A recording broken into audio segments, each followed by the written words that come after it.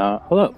So, kind of wanted to make this a while ago, like a year ago when I made that M1 guide, but I kind of wanted to make guides for Imp1, Imp2, and Imp3 just because they're not super difficult, but it can be kind of hard to pick up some of the smaller things that are happening or just Warcraft 3 mechanics that kind of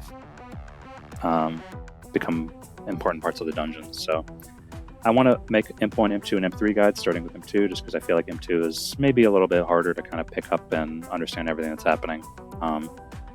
But Imp1 and Imp3 guides will be their own videos that I kind of make whenever I feel like it. But Imp2.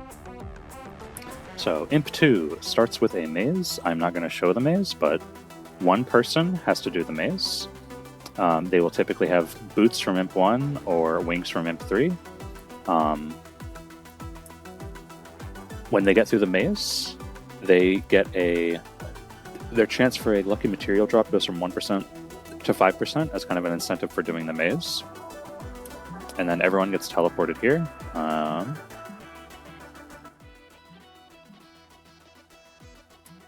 Everyone gets teleported here. And the way to show that you are ready is you will move up or down. You will not be in the middle, you will move up or down. Typically, melee go up and everyone else goes down, but there's not really a rhyme or reason to it. Like, melee can go down, range go up, doesn't really matter. And then the tank or the first taunt will go down here.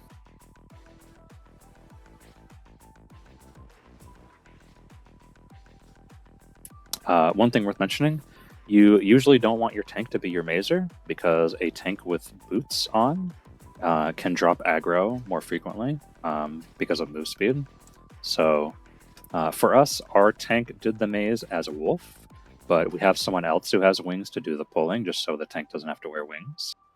Another thing is you need the tank down here to fight the drakes. So if they are the one doing the pulling, they're not going to be here and be able to taunt them. So your tank should always be down here, and whoever's doing pulling can stand somewhere here.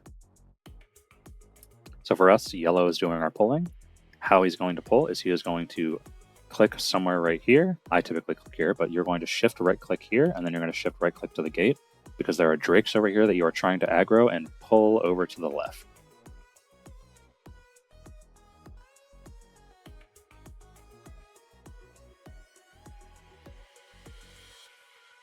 Right, so yellow is about to run out.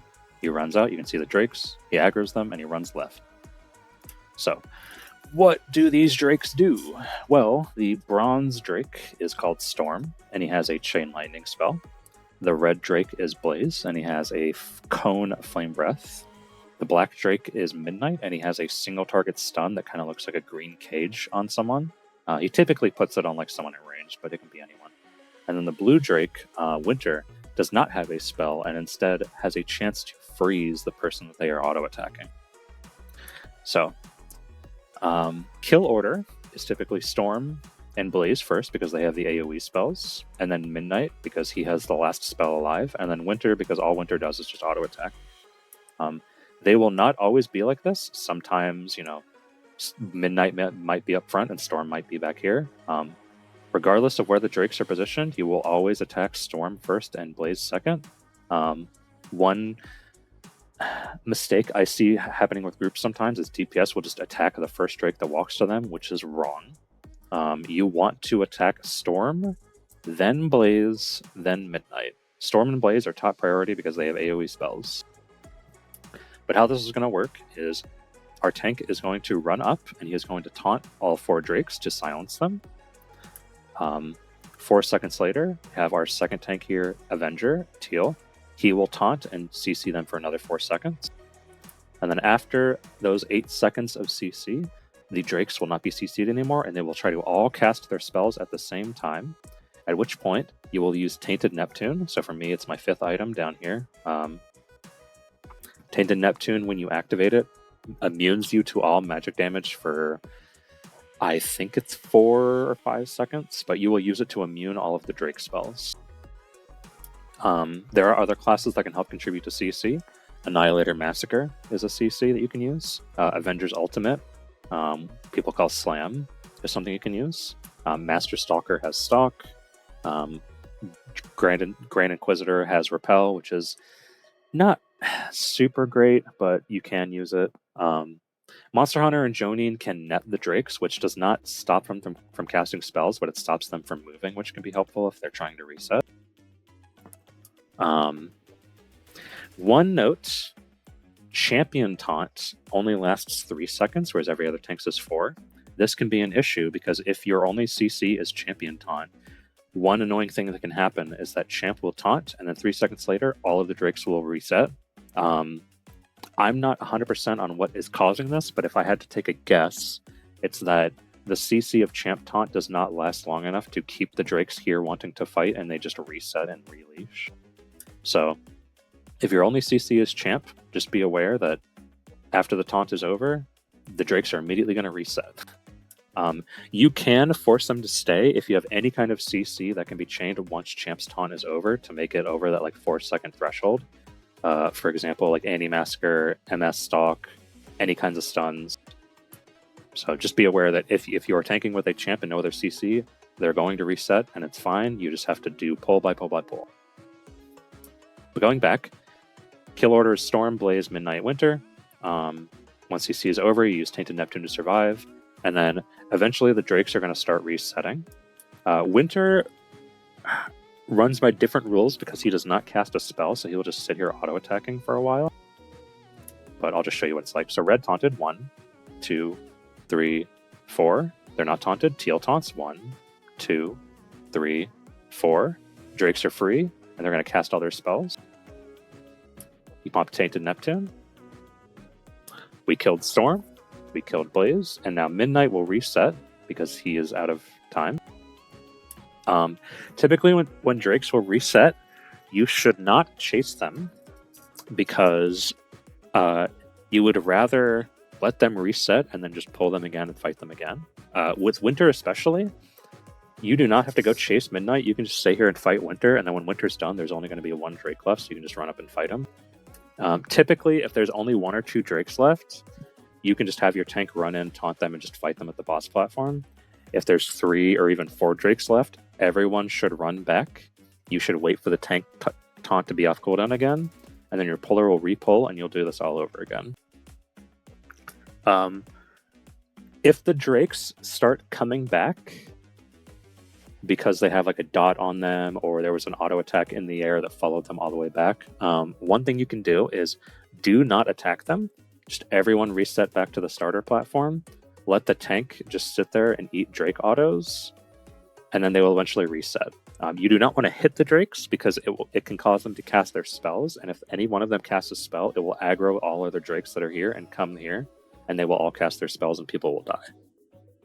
So typically, if Drakes are resetting, let them reset, go wait at the platform, let your tanks get their cooldowns back, and then repull and do this all over again. But we only have 2 Drakes left, so we're going to kill Winter.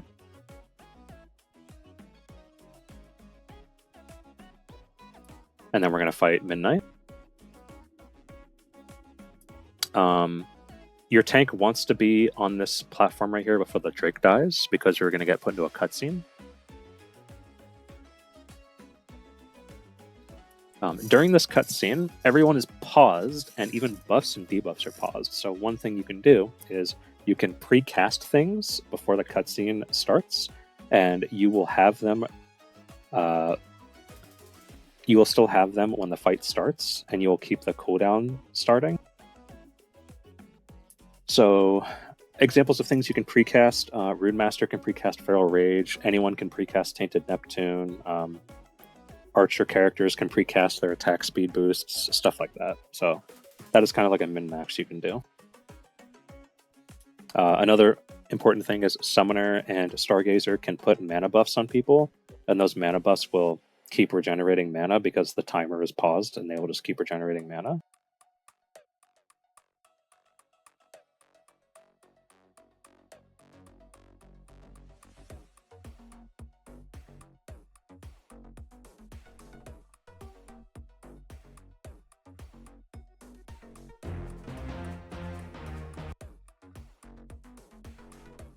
And here's the boss, Hydra. So, the first mechanic that Hydra does is the most important one. It happens right at 100%, and it will continue throughout the fight. It is a mechanic called arrows. You'll see this big white flashbang, and then you will see text that pops up on the screen that says dodge and press an arrow key. The same arrow key pops up 3 times. You have to press this arrow key once to survive. So for here, I would press the up arrow key and I would live. You'll notice that yellow text pops up on everyone that says nice dodge to show that you dodged the attack and you lived. If you do not press the correct arrow or you press too many times, you will overdodge and die. You will instantly die. There is no healing, and it will say that you died to Dragon Slave to tell everyone else that you died to arrow. You have 3 attempts at this, so if I were to accidentally press down first, I could press up second and still live. If you press more than 3 times, I think it is, you will overdodge and you will die. And that's to prevent you from just pressing every arrow key. This arrow mechanic will happen at 100%, 75, 50, and 25, so you need to do 4 arrows total over the course of the fight. And you'll notice that right after the arrows, the boss did a huge nuke that hit everyone for, I believe it's 40k pure damage. And then there's 2 ticks of Flame Strike for, I believe it's 20k magic damage each tick. So it's a 40k pure damage nuke, and then a 20k magic damage Flame Strike tick, and then a 20k magic damage Flame Strike tick. Because the Flame Strike ticks are magic damage, they will get reduced by spell resist and can be immune by Tainted Neptune. So that is the second reason why you bring Tainted Neptune, is to help your healer to help your healers out. You will not have Tainted Neptune up for every single CR or Cruel Ruin. So you should kind of make the best guess for when you think is like the most important time to use it. So again, the boss will do arrows, and then Cruel Ruin, which is the huge pure damage nuke, and then we'll do 2 ticks of Flame Strike on whatever was hit by the nuke. Another thing worth mentioning, CR technically has a cooldown, so if you take too long to phase the boss, she can cast an extra CR in her phase, which can be very deadly, because 1, it means the healers have to heal more, but 2, if she gets that extra CR off right before she phases, when she phases, the cooldown of CR resets because she has to cast it during phase. So you can get an extra CR right before phase happens, and then phase her, and then she casts CR again, and it's probably just going to kill everyone. So you want to be careful not to have low enough DPS that you get extra CRs. But if you do think the boss is about to cast an extra CR, you can CC or silent. You can stun or silence her with like taunts and stuff like that to try to delay her casting it. Because if you can push her over to the next phase before she casts the extra CR, she will not cast it, because it'll be overwritten by the phase CR that she needs to cast. So at 75, here's the extra mechanic. At 75, 50, and 25, she will lay eggs before she does the combo of arrows into CR. At 75%, she lays 1 egg. At 50, she lays 2. At 25, she lays 3.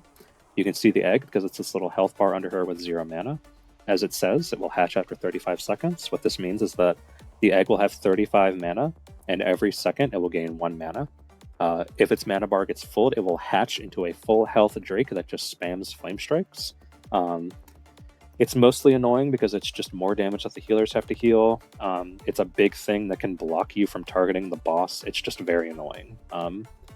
It's hard to recover from an egg hatching, but it is doable. But you typically just don't want the eggs to hatch to begin with. So the eggs will spawn under the boss, and because of that, typically the tank will taunt the boss, or typically the tank will aggro the boss facing west or south. Because the boss model, its tail can block the eggs if it's facing north or east, so you want to face her west or south. Another thing I forgot to mention with tanking is, if you didn't pick this up in Imp1, the boss will typically attack the closest target to them. And whenever they cast a spell, they have a chance to re-aggro on anyone who's hitting them. So you can spam move commands to get closer into the boss's hitbox to try to be the closest target. However, you do not want to do this while you have aggro, because this can also be used to drop aggro. You can see that melee characters can spam move commands into the boss to drop aggro, or they can spam attack commands on allies to drop aggro. So you want to do this while the boss is taunted. So if you need to move command into the boss, you will taunt and then move command into the boss, or you'll stun them. That is something that's important to know for Imp2, Imp3, M1, and M2. It's just use move commands to get as close to the boss as possible. Don't do it unless they're taunted or stunned, or you might drop aggro. That's all I wanted to mention. But 75, you'll get an egg, and then it'll be arrows. Right, flashbang arrows, and then everyone will get CR'd for 40k pure damage, and then it'll be the 2 ticks of flame strike. So the eggs, I believe, take reduced magic and pure damage. So you want to make sure that you kill them. You can either single target them down, or you can cleave them. So for example, I have Blaze's Touch, which gives me cleave. My Q gives me cleave. I typically just focus the boss and cleave the egg down, but if the egg is close to hatching, you should hard swap to targeting the egg to make sure that it dies.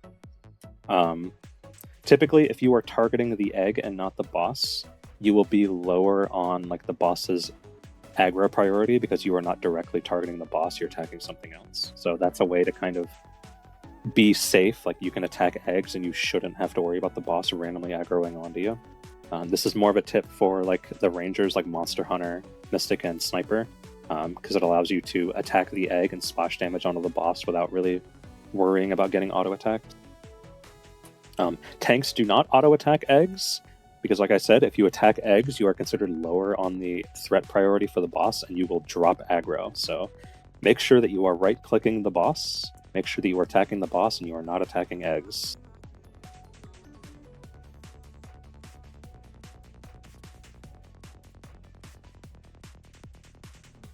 Another tip for healers is the tank is going to take the most damage during CR because the boss will still be auto-attacking. So you want to quickly heal everyone up out of CR, and then you want to make sure the tank is alive. You can use Gloria during CR to... Gloria will not prevent CR damage, but it'll prevent the boss's auto-attacks from damaging the tank, so it kind of gives you some breathing room to heal everyone up while the tank isn't really at threat of dying. You can also blind the boss during CR to prevent this, so like tanks can use their Blinding Light of Destiny, Lightbinder can use W, stuff like that.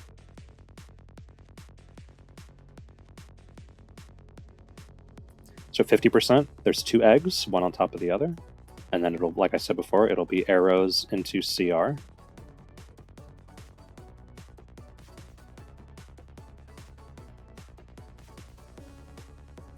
And then at 25%, it'll be 3 eggs. Typically, the 3 eggs are ignored because it's just faster to rush the boss down. Right, so we got 3 eggs, left, middle, right. We're just going to ignore them, and we're just going to focus the boss down.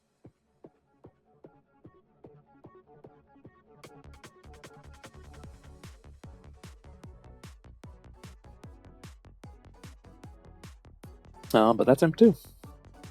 So definitely kind of keynotes to remember. Make sure you pop Tainted Neptune after the CC on Drakes is over so you don't die to them. Make sure you focus Storm and Blaze first because they are the Drakes that have AoE spells. Do not forget to do arrows at 100, 75, 50, and 25 because they are insta-kill mechanics if you mess them up. Make sure eggs do not hatch. And be aware that every time the boss casts a spell, which is CR, it has a chance to re-aggro. So just be aware that that is something that can happen. And that's basically it. The main killers in this dungeon are people forgetting arrows or people dying to CR. So yeah, as long as you do arrows and you have strong healers, this dungeon shouldn't really be too much of a problem. I hope this helped, and I hope it makes people's Imp2 times easier. Maybe expect Imp1 or Imp3 guides sometime. I don't really know when I'm going to do them.